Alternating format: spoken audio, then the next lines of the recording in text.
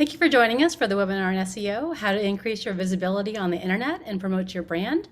We're going to give everybody a chance to get here and log in before we start, so grab your water or coffee and we'll begin in just a minute. During the webinar today, we'll be conducting a poll to get an idea about our attendees' current digital marketing efforts. So please take part in the poll so that our speaker, Bob Rogers, can see how best to help you and we can learn a little bit about each other. So if everyone is logged in and comfortable, we shall begin. Welcome to our session on SEO, organically increasing your brand awareness at the Small Business Development Center at CBP, a sponsored program of the Mason Enterprise Center at George Mason University. My name is MJ, and I'm here to get the webinar started. In this webinar format, we will not be able to hear you. However, if you have a question at any point during the meeting, you can type your question in the Q&A box, and we'll periodically present your question to Bob when there's a pause in the presentation. If you'd like to use your microphone, you can raise your hand and we can let you speak your question to Bob. We'll stop throughout the presentation to answer questions, but it may not be right away, so please type your questions with enough context so the instructor can follow up afterward as needed if you don't get them addressed during class. Also, if you're interested in getting a copy of the slides in the presentation, know that you'll receive a copy of the video recording of the webinar via email tomorrow. So now we wanted to learn more about our audience today, and to do so, we're going to take a quick poll. Please select your response from the options provided on your screen and then submit your responses. So I'll launch the poll here.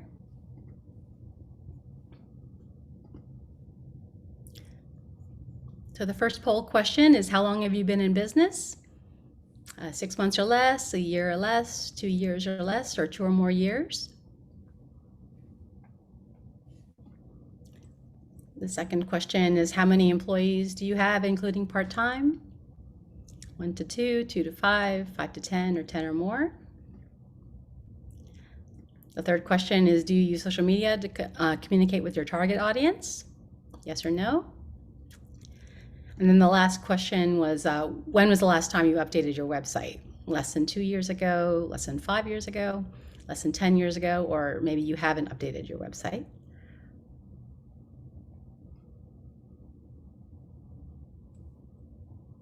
Just going to leave the poll open a little longer so we can get everybody to participate.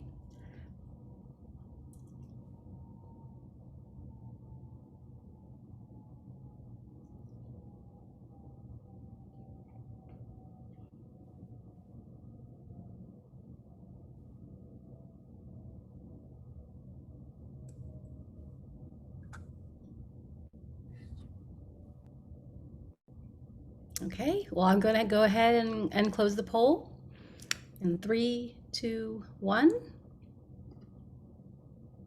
I'll share the results. Looks like 33% of people have been in business for 6 months or less, 13% for a year or less, 7% for 2 years or less, and 47% for 2 or more years. Employees that you have, including part-time, 80% have 1 to 2 employees, 13% have 2 to 5, and then 7% have 10 or more. The majority of people do use social media to communicate with their target audience. And the last time you updated your website, 73% have updated it less than 2 years ago, 7% less than 10 years ago, and 20% haven't updated their website.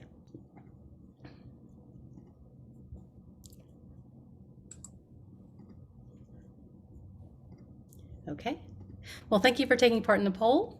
And lastly, at the very end of our session today, when you sign up on your browser, there'll be a special drawing to receive a free group counseling on what we review today. A handful of clients will be selected, and so if you're interested, simply fill out the group counseling evaluation form and you'll automatically enter your name. And so now I'm going to introduce our speaker, Bob Rogers. Bob started and ran a government contracting business for 30 years, which he sold in 2015. He was number 250 of Inc. magazine's top 500 rankings of the fastest growing privately held companies in the United States. He's won over $100 million in government contracts, and WSI Digital Solutions is his 5th business. He has a BS in engineering from the United States Air Force Academy, an MBA from Washington University in St. Louis, Missouri, and is an OPM graduate of Harvard Business School. He was also the Dean of Business for Stratford University and an adjunct professor at Northern Virginia Community College. You can get more advice and tips on social selling and digital marketing by following Bob Rogers on LinkedIn, and I'll share the links in the chat. Bob will be speaking today until 2 p.m., and I'll turn it over to him now. Bob, we lost your presentation. If you can put that back up. Okay, we're back Yep. up? Yep. Right. Hello, everyone. Whoop. All right. Rocky start here, but that's all right. Good morning, good afternoon, and good evening, wherever you are. Thank you, MJ, for that wonderful introduction, and welcome to Mr. Rogers' Digital Neighborhood. I'm Bob Rogers, and today I'll be speaking to you about SEO, search engine optimization, to reach your target audience. I want to express my appreciation to Vijay Vaswani, who's the director of the Virginia SBDC, for this opportunity to speak to you today. If you have any questions during the course of this webinar, I encourage you to put them in the Q&A box. I'll answer them. I'll be pausing periodically throughout the presentation. So please feel free to drop your questions in there. Okay. And then, Bob, your notes are visible. Sorry? Your notes are visible. It's not in full presentation mode. Right. So I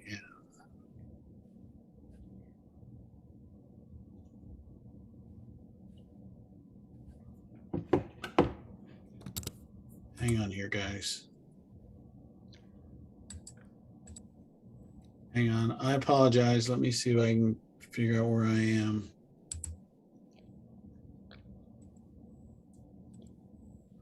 Okay, let's try this again.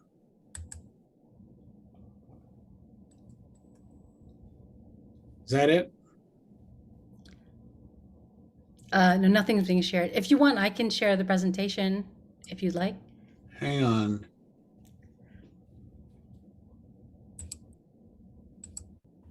What's not happening is I'm not sharing the right window. So does that do it? Yes, that does it. All right. My apologies, guys. All right. You'd seem, given that I've done a bunch of these, you'd figured I'd know it by now. Okay. So what is search engine optimization? All right. It's in simple terms, it means the process of improving your site to increase its visibility when people search for your products or services on Google, Bing, or other search engines.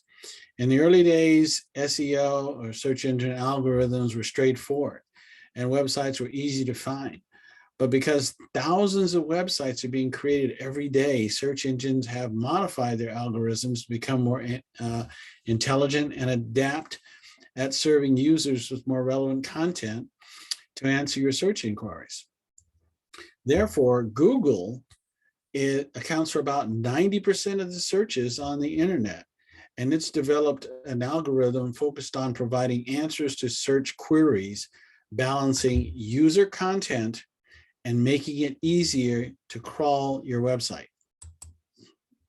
So let's look at what online looks like today. 68% of all online experiences begin with search. It's amazing. 53% of all website traffic comes from organic search. That means that people don't look you up, they look for words that relate to what you're doing, and Google sends them to you. We'll talk about this in great detail. 93% of global traffic comes from Google Search, Google Maps, or Google Images. So Google is the 800-pound gorilla here. So why do we need SEO? Well, it's pretty simple. Visibility on the internet, generating leads, enhancing your brand, and improving talent acquisition. So when I ask early stage entrepreneurs if they have a website, some do and some don't. However, if I ask them, when was the last time you posted content on your website? Which is one of the questions that I asked here. I was very impressed that a lot of people here have posted content within the last 2 years and even shorter than that. But many entrepreneurs sort of shrugged their shoulders. These entrepreneurs don't have high-performing websites that attract visitors to their site. They have what I call digital brochures. And the reason why I use that term is because the only people who can see a brochure are people that are standing right in front of you.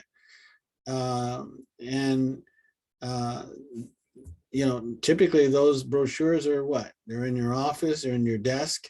They're not outside in the public where people can see them. You want to generate leads with SEO, and generating leads is the most critical function of your website.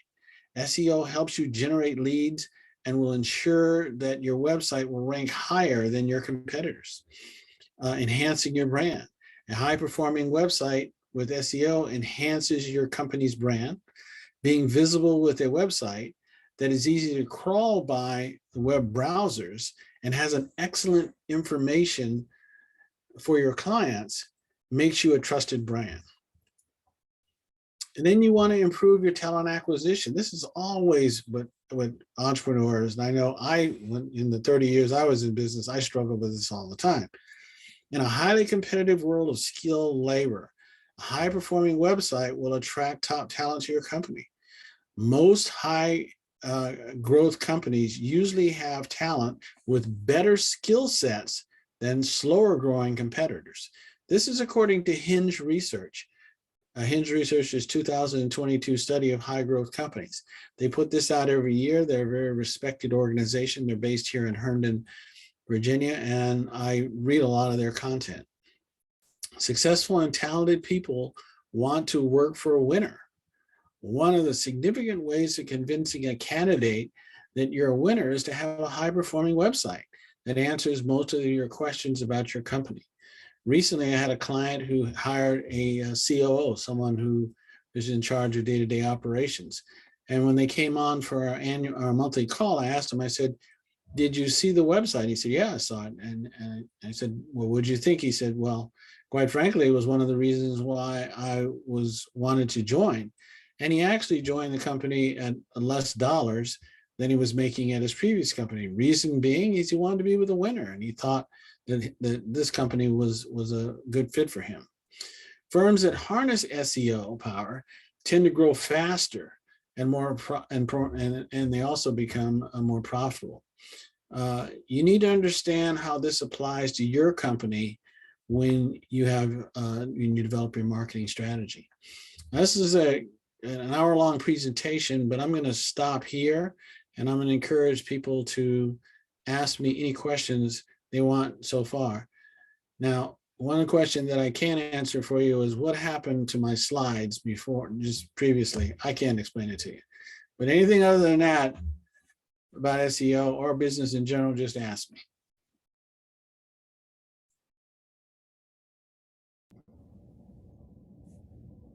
Nothing going on there, MJ? No questions at this time. Okay, so let's jump into the 3 parts of a good SEO plan. Research shows that SEO is the most effective tool you can use if you want to be found on the internet. I'm going to cover the 3 at a high level, 3 things that are easy to understand about SEO. First, there's something called on-site SEO, okay? And this is how you increase the relevance of your website. Then there's something called off-site SEO, and that increases the authority of your website. Relevance and authority are the 2 key things that create visibility with your content on the website. And then lastly, we're going to get into measuring SEO performance. Simply put, quote, you can't measure what you can't manage. Okay, and that's a quote by Peter Drucker in the book The Practice of Management, written in 1954. So Drucker is the father of modern management, and his ideas shaped the modern corporation from the 1950s through the 2000s. When the digital age brought in new management techniques, and we're starting to relearn how to operate, but this principle about measurement is core and fundamental to the techniques used in today's business. Right, so relevance. When you try to be found in a search engine, your first job is to create content that deserves to be ranked. Google rewards websites that deliver the most relevant content for a given search phrase. If you want to rank for a specific word, Try creating a page that provides a clear, helpful information on a narrow topic. Google is smart enough to recognize well-crafted pages. Therefore, we're going to cover the following three topics. We're going to conduct keyword research. We're going to write keyword-rich content. And then we're going to monitor the website structure. So the keyword research is actually broken down into two parts, and I have it in two different slides here. This is the first one, and it uncovers the phrases people use when they search for you online. Many tools are available to help you determine the search volumes of keywords. There are many choices, but each has a slight variation in search algorithms, and so therefore they don't all give you the same results. Everyone is proprietary, and they're all different. An excellent place to start with a free tool is to use Google with a keyword search, which you see here in this slide. So, for example, if you were talking about a finance company and we were going to use the words invoice factoring, we may receive 1,000 searches each month. While if we use a phrase called asset-based lending, we may only receive 100. So here's an example of that right there, invoice factoring versus asset-based lending. And you can see the blue line is above the red line. And so the second part of keyword search has to do with figuring out the difficulty to rank on each one of these keywords. Depending how many other websites have published content relevant to your target market keyword, it could be a breeze or it could be a challenge. The best keywords for your website will be relevant to your services, highly searched, and not overly competitive. So you say, gee whiz, Bob, that's quite a bit. And the answer is, yeah, it is. It's quite a bit. You need to be able to figure that out. And it's only through trial and error and doing it a lot are you going to be able to do those three things. Look for keywords that are highly searched, not overly competitive, but they're related to your products and services. And Google Trends, which you see here, can help you. I use it all the time, and just writing simple blogs to try to figure out whether or not the words that I'm using in my blogs and my posts are in fact visible to Google. Google Trends also has this feature in which they give you an infographic below the other slide, and it shows you how the queries rank by state.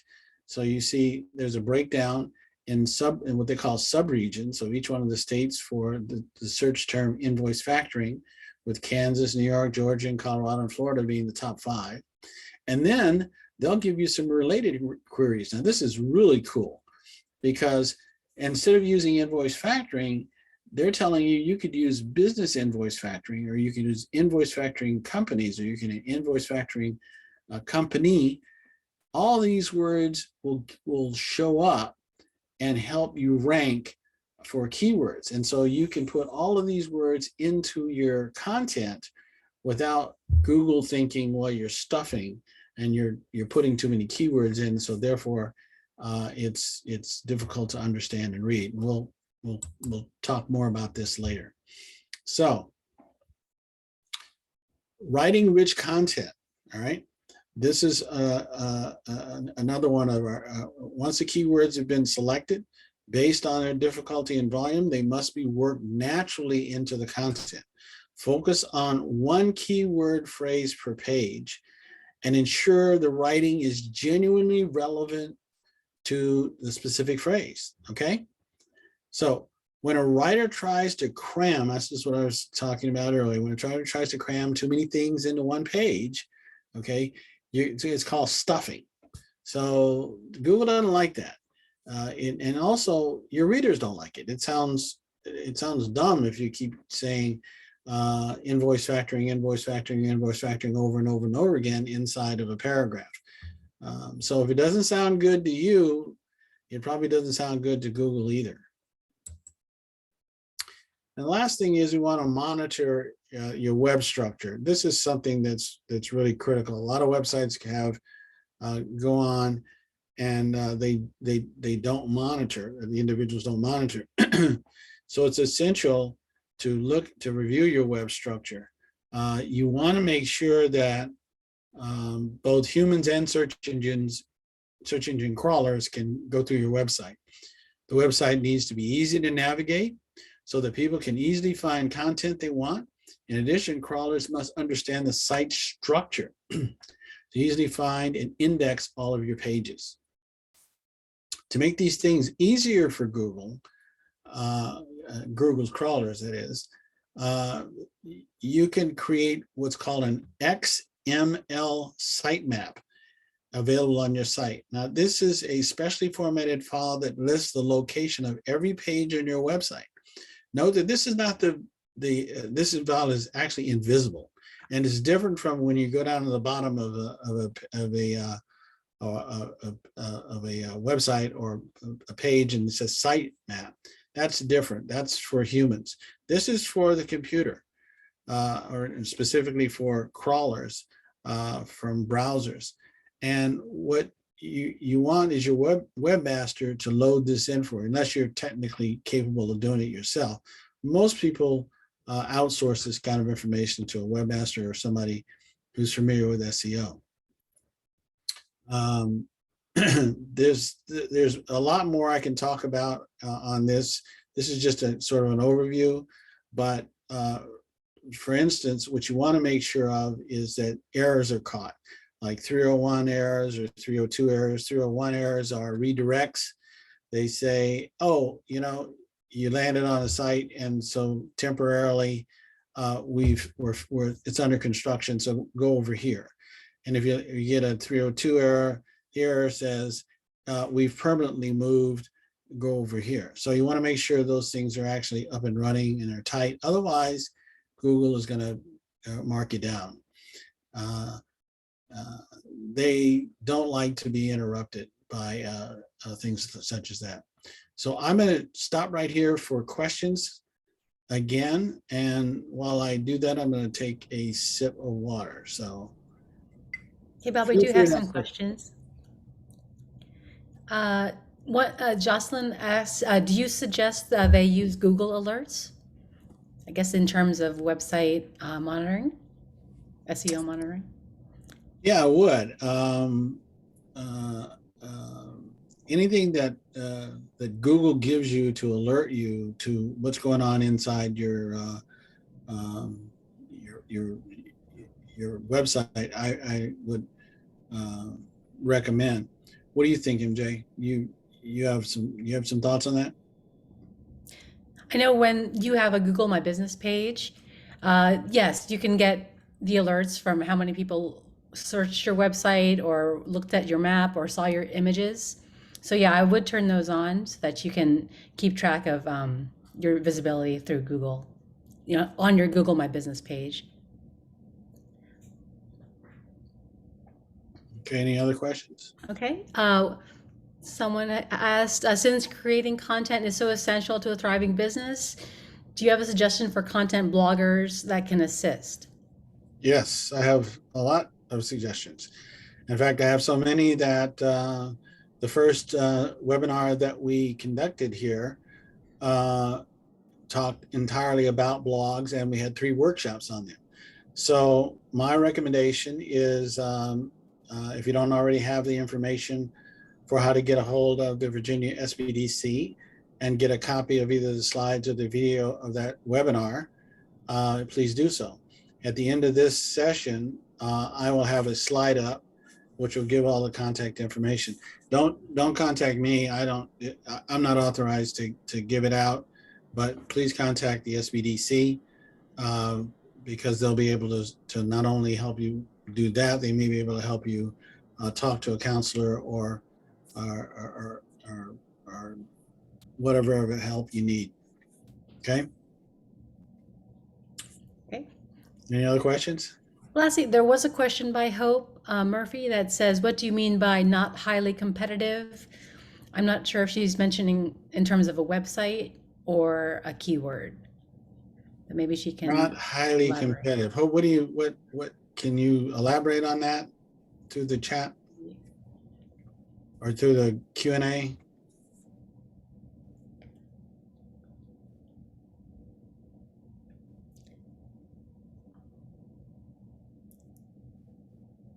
So while she thinks about that, Oh, she said in terms of relevance, or okay, in terms of keywords, relevance highly searched. okay, so what's the question again? I'm sorry. So what do you mean by, I believe, keywords that are not highly competitive by relevance or highly searched? Okay. So let's say for keyword, let's say you have a keyword that that you're a fabric shop and you have a keyword called needlepoint. Well, maybe that doesn't rank as high as knitting, or uh, there's something else popular that people do these days. Uh, so, there are lots of different ways to attract attention to your business, but you may not be using a keyword that a lot of people search on. And so Google Trends is one of the ways to figure out whether or not your word is visible to the crawlers on Google, because ultimately Google, which has 90% of the searches, or Bing or Explore, whatever you choose, they're the ones that are going to decide whether or not the viewers who are doing the search do in fact get to see your content. Okay, hopefully that helps answer your question. If not, ask again. I will be happy to double back and try to clarify again. Okay, Okay, that so was all the questions. that was it. Okay, good. Yep. All right, so let's move on. So now we talked about relevance, and now we're going to talk about authority. So this is what's called offsite SEO. So we were talking about on-site SEO, keywords, ranking, volume, so forth and so on. Now we're going to talk about offsite, and it's a 1-2 punch. A lot of people have heard the phrases that I've talked about earlier, keywords, if you've been around websites or digital marketing. But these things that I'm going to talk to you about offsite are not necessarily things you may have heard. So the first thing you need to do is to develop a strategy, write and promote quality content, develop a blog or outreach campaign, and then take advantage of social media. And search engines will index a particular keyword phrase once you've published it. Your placement will depend on how competitive your keyword phrase is. You may not find your page ranking on the first page right away. More likely, you'll be stuck on the 4th, the 5th, maybe even the 10th, to be quite honest with you. So now it's your job, because we just figured out our keywords. Now your job is to boost your rankings. How do you got to try to figure out how to get your web pages on top of Google, and you have to improve the authority of your website. So search engines use complex proprietary algorithms to determine how authoritative a website is, which dictates how well a page will rank. In other words, Google rewards credible websites with better rankings. So increasing your website's authority is a long-term process that can take months, and actually it really never ends. Authority determined by how many other quality websites link to your website. Okay, so that's what authority is really all about. Each time a website adds a link to yours, or when people share your content on social media, there's that social media again. Okay, this is why I harp on, if you're not on social media, you're just not visible. And now here you see it spilling over into the SEO world, where Google is saying, wow, I don't see this person on social media, and so I can't rank their website high. So Google acknowledges people who are active on social media on their website. And more specifically, if other sites are linking to your particular page or site, the page will see a boost in rankings. These links form external links called inbound links by SEO professionals. Your task is to continue to develop these inbound links to your website over time and gradually build authority. Okay, this is not this is one of the slowest parts of digital marketing, is developing authority. It just really requires a lot of time and a lot of effort. And you say, well, gee whiz, Bob, you only have so many hours in a day and so many days in a week. And the answer is, you don't have to do all this at one time, guys. Okay, no one just jumps into digital marketing and gets it all right immediately. This is an iterative process, and SEO is actually something that you should work on after you get all of your other stuff set up first. So let's talk about developing a strategy. There are many ways to increase the number of links leading to your website, but don't just jump in and hope for the best. Think through your options and develop a plan of attack. Depending on your industry, getting other websites to link to yours may be a challenge. To understand what will work in your niche, look at your competitors who already rank for Google. Try to understand what kinds of website links to them. In most cases, the types of sites that link to your competitors will also be the sites you want to link to your site. So you can use tools such as Open Site Explorer, which is now a part of Moz, M-O-Z, to help you with that purpose. You can begin by compiling a list of link building tactics. I'll share some of the strategies with you later, but try, if you want to know, just try Googling the following, just in quotation marks, link building strategies. Just put that in a Google browser and you'll see a whole bunch of link building strategies and how to do it. And it's really just way too much information for me to cover right now. But link building can be, as I said, time intensive, but to make sure you have the resources to implement it. So if you get started, make sure you have enough time set aside, because what you don't want to do, you don't want to get started and then stop, because that's going to hurt your rankings too. It's not going to be helpful to try to boost your rankings a little bit and then back off. So make sure you can do it on a sustainable basis. Also, be wary of link building services that sound too good. People that promise you 1,000 links or 100 links or whatever, just like people who promise you, I can get you on the first page of Google. It sounds too good to be true, and it is too good to be true. No one can guarantee you that they can get you on the first page of Google, let alone give you X number of backlinks. What people can do is use best practices like I'm explaining to you, and they can, if you continue, more likely than not, I should say, you will be on the first page of Google. That's been the case with us and our clients.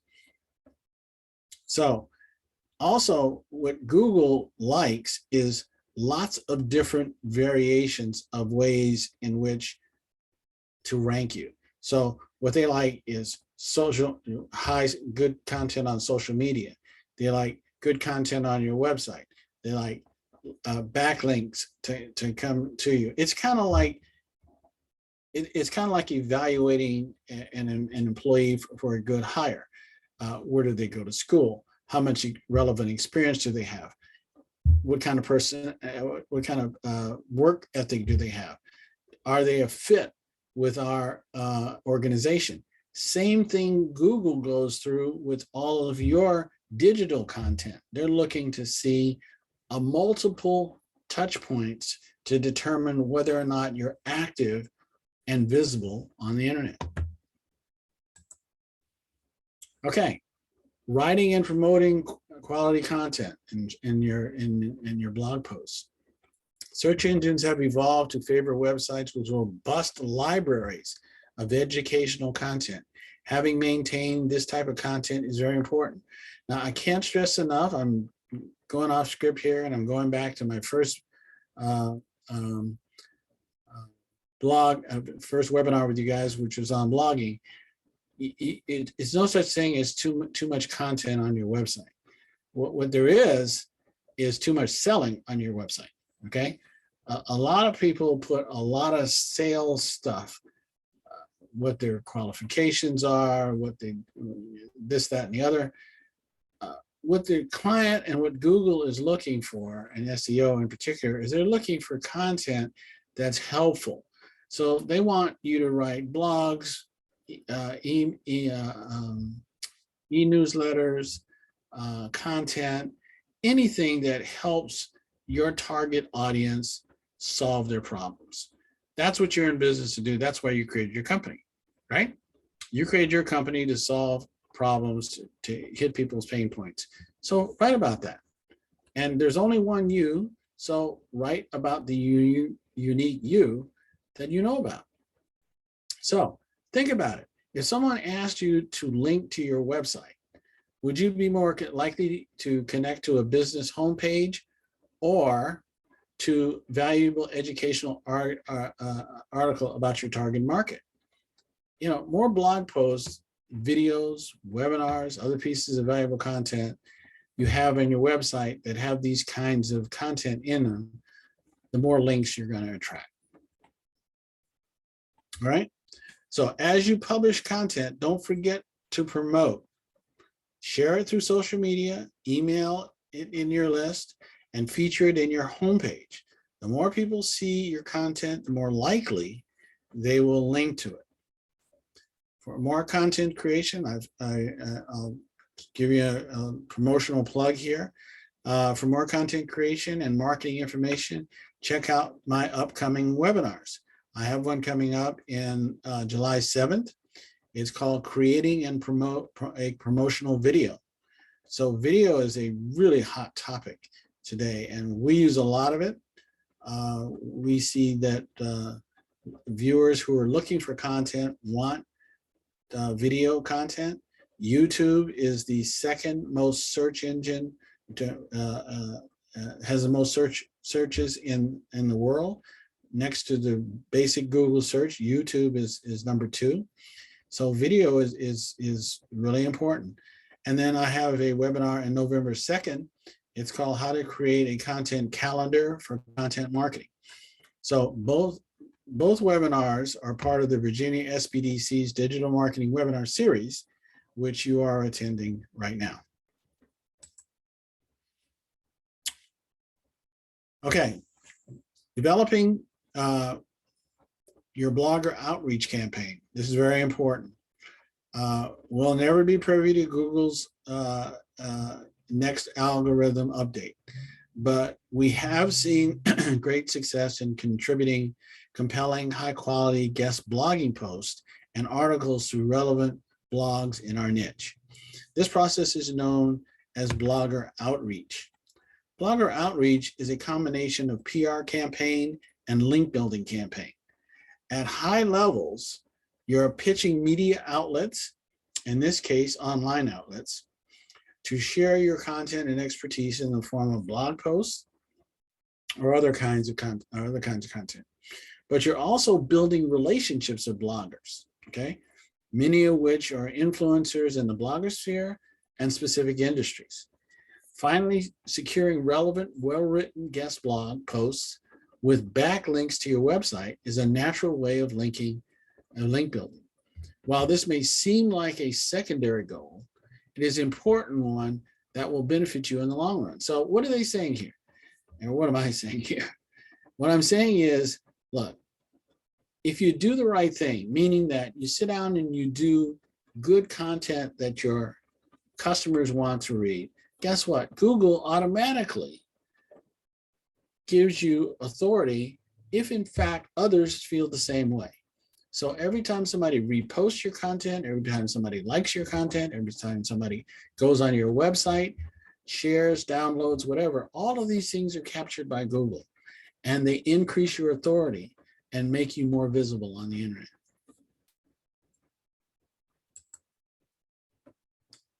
All right, taking advantage of social media. So social media has become an important part of the content marketing and SEO. I pretty much have established that. One of the best and by no means easiest way to receive free links to your content is through the interactions in social media. Social signals are votes of confidence that Google uses to evaluate the relevance of your site. When people visit your site via the social media and they share a like, you get ranked higher than if your content is just sitting out there. Social media interaction does not come overnight. Like traditional word of mouth marketing, it takes time to build trust and credibility. The first step is to ensure that your website and content are social media friendly. Okay, we talked about, remember that crawling your website, make sure you don't have any links that are broken and so forth and so on. This can simply mean including social sharing buttons on your site or links on your social profiles. It is also best practice to create a main social profile for your business. So we had a session on branding on LinkedIn. It was the last session we just did. We spent we only spent two workshops on this. But we spent workshops on this on just how to craft a good profile, because it's so important to convey to the world who you are, and it increases your visibility. So LinkedIn and Twitter have proven to be the most effective networks in sharing content for professional services industries. Facebook does the same thing for B2C, business to consumer types of businesses. Consistently sharing and promoting your content on your profile is a good start, but you'll need to develop relationships and a loyal following to have long-term success. Okay. The more information on using LinkedIn's tools to conduct social media marketing campaigns, check out my webinar last month, which I just told you about, and the other webinars in this entire series. Okay. All right. Now, let me show you some examples here. Now, remember, creating social media posts that catch your attention is not easy to make. However, you follow a few simple rules, you can create some unique content like the post on this slide. All right. The first rule, and this is very important. The first rule before you do a social media post is, why are you doing it? What are you trying to accomplish? What's the result that you want to happen? So let's take each one of these three and let's see if we can figure out what it's all about. So the big guy here on the left is his name is Guy Timberlake, and he has trademarked the title Go-To Guy. He is considered one of the leading thought leaders on winning business in the federal government. He posts a ton of helpful content on LinkedIn about how to win business. However, this post is simply an updated headshot he will use on all of his digital marketing platforms, or he's continuing to use. He links, if you look at the post very carefully, he links his professional photographer, so he shouts out and gives her a little love. Pam Long is her name. And he thanks her for the shot. Then he also links to his home LinkedIn page. So last time I checked, this had 320 views, a really successful post. Very successful. You get over 100 views, you're very successful. So what's Guy's goal here? What's he trying to accomplish? Well, Guy's trying to stay connected with the people he already knows. This is a very important feature that a lot of people don't take into consideration. They put content out there and they're always trying to look for the next person that's going to do business with them.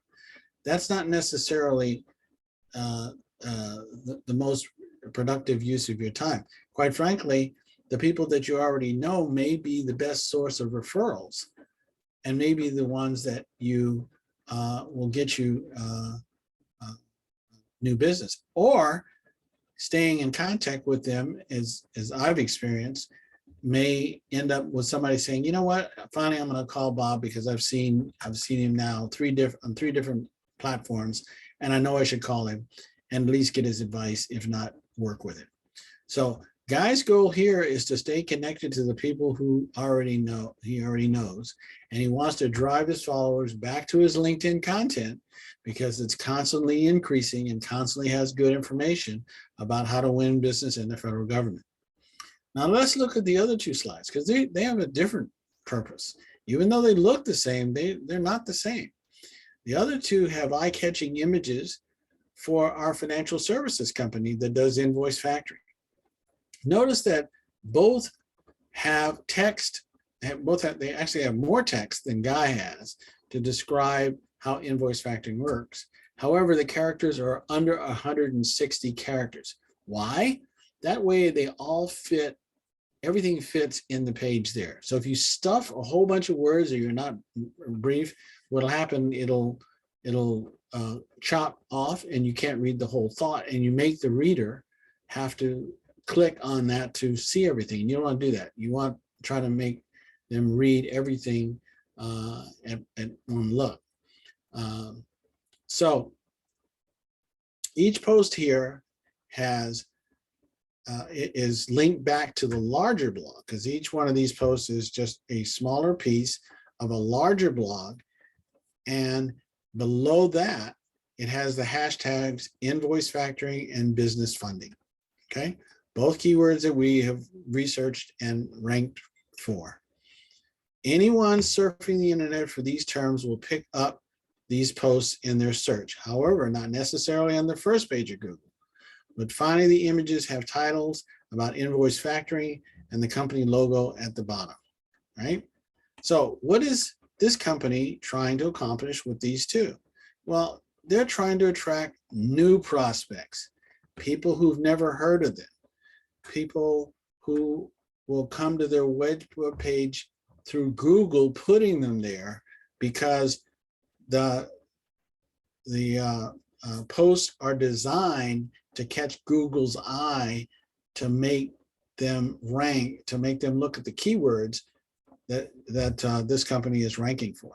All right, so there it is, guys. They may look the same, but it really isn't the same when it comes to Google. All right, I'm going to stop here because we've covered both on-site and off-site SEO, and now we're going to cover measuring SEO performance. So before we get into that, let me stop, and I'm going to get a drink of water. Yeah, there are no questions at this time, Bob. Okay. Let me go to the last section, which is measuring SEO performance. So previously I said that if you're not on social media or you don't have a high performing website to augment it by a social media campaign, you're not visible on the internet. I've also said that if you have a website and you don't improve your content, you have a digital brochure and no one can find you on the internet. So more and more professionals are jumping on board on the online marketing bandwagon. And the reason is that it's very easy to quantify and measure what you're doing. A wide range of tools, from analytics to customer relationship management software, help marketers qualify, track, and report on online marketing campaigns. We believe that anyone running an SEO campaign needs to monitor 3 critical metrics to determine success: keyword ranking, website traffic, and calls to action. All right, let's take the first one. Many SEO professionals, business executives, and marketers carefully track rankings when measuring SEO performance. Most important metric they track is website traffic. That is the number one. That's the holy grail of everything. How many people visit your website? So it's great if your keyword ranks number 1 on Google, or it could rank number 100. However, if nobody is searching that word, okay, if nobody is looking for that word, then that's where you get into that balance that I was talking about earlier, about ranking keyword and relevance, and also educational content with with your target audience. All three of these go into the mix of whether or not you get website traffic. So by monitoring organic traffic and the keywords that people are searching to get to your site, you'll begin to understand what you are and what you are not ranking for. More importantly, you'll get to know how many eyeballs Google is sending to you. This chart from Google Analytics, it's a traffic mechanism that you can use on your website. If you haven't heard about it, just give me an email. I'll give you some more information, but or you can just Google Analytics. Shows that 157 users visited this finance company's website last month. It ranks which page, if you look in detail on the right-hand side there, which page on the website the visitors looked at. So you can tell where the visitors came and how long they stayed on that website. Also, in the bottom right, there's a little pie chart there, and it tells you whether it's organic, they arrived organically, meaning that they came through keywords and they didn't start on your website. They came from some other place. Maybe they came from your social media, which is another a place where they could come from, which is in orange or red there, or they could search you directly. So this is a very healthy website because they have a lot of traffic and they have a very diverse population of people finding them on the internet without directly entering the name of the company. So that's number one. Number two is an example of keyword ranking. So this slide shows all of the keywords that the company ranks for on Google under the blog, how to factor your invoices in 5 easy steps. So we want to figure out, okay, how do we do on this post? So typically the keyword tracking list is best done by an outside consultant. So we use SEMrush, which you can see up there in the top, but there are plenty of free tools out there if you feel like you want to take it on. But if you don't, it's simple enough to have an outside firm take a look and give you some SEO tips. And then lastly, we talked about conversions. A goal of SEO is to drive relevant web traffic to your site. We have already established that. But once you're there, what we need is for you to take action. We want you to take the action we want you to take. And a conversion can range from anything from downloading a guide or clicking on a document or filling out a form or any number of different things. And so your conversion rate is really the bottom line of how effective your campaign is going. And what matters is that you're tracking these conversions and monitoring them. Google Analytics, again, makes this relatively easy to set up your goals to monitor your conversions. You'll see what keywords and phrases are and aren't leading to conversions. And over time, you'll learn which keyword phrases are most effective in generating interactions and leads on your site. Okay, so that's it, guys. I have covered, I finished with the formal part of the presentation. Just to summarize, we've talked about what SEO is, what search engine optimization is, and in just simple language, it's the way search engines find you on the internet. And why do we why do we need it? Well, it's imperative in today's world where there are as many web pages as there are human beings on this planet. How are you going to be found? How are you going to be sought out? And as you can see, as I told you, there's a number of things that go into it, but without a conscious effort to be seen, you will not be seen on the internet. There's two kinds of SEO: on-site SEO, mostly dealing with keywords. Then there's off-site SEO, mostly dealing with backlinks.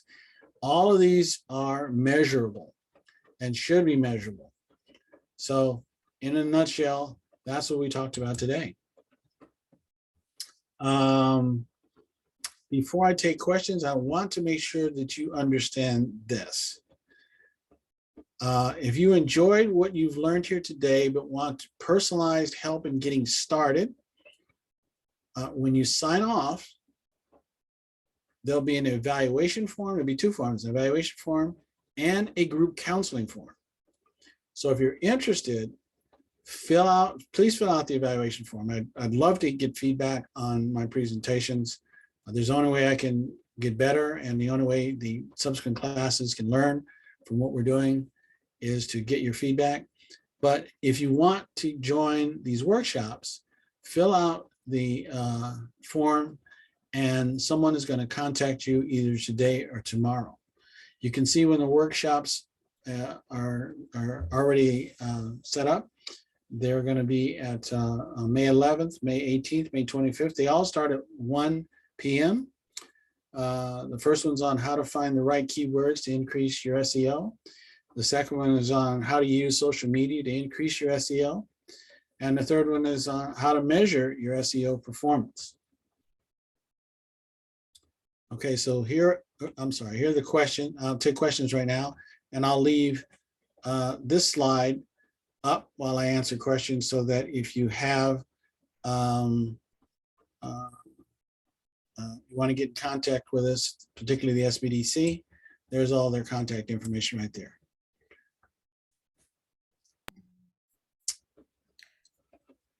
I don't see any questions, Bob. No questions. No questions. Wow, everybody knows everything, huh?